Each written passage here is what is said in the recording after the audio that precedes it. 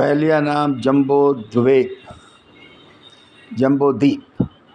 ये नाम वेदों में मज़कूर है। कदीम हिंदुस्तानी ममलकतों का नक्शा, इतिहासों का दौर, ये नाम आज भी हिंदू मत के मंत्रों और दवाओं में पढ़ा जाता है। मसलन जम्बू दोपे, मीरू दक्षिण भागे, शर्षीला उत्तरा भागे, कृष्ण गोदावरी मध्या सत्याने। जम्बो के मानी जामन फल के हैं। इस मुल्क में जामन ज़्यादा पाए जाते हैं, इसलिए ये नाम मरवज है।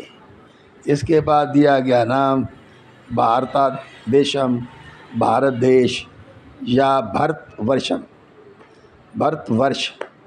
इसकी वजह इस दौर के राजा भरत का नाम भरत पश्वामतर और मीनाका की बीती शकुंतला के बेटे थे।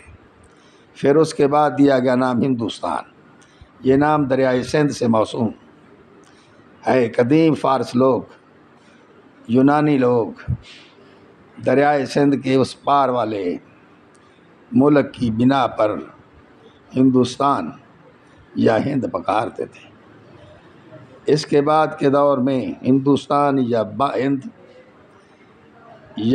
हिंदू देश कई मरहल से गुज़रा और इंडिया नाम पाया।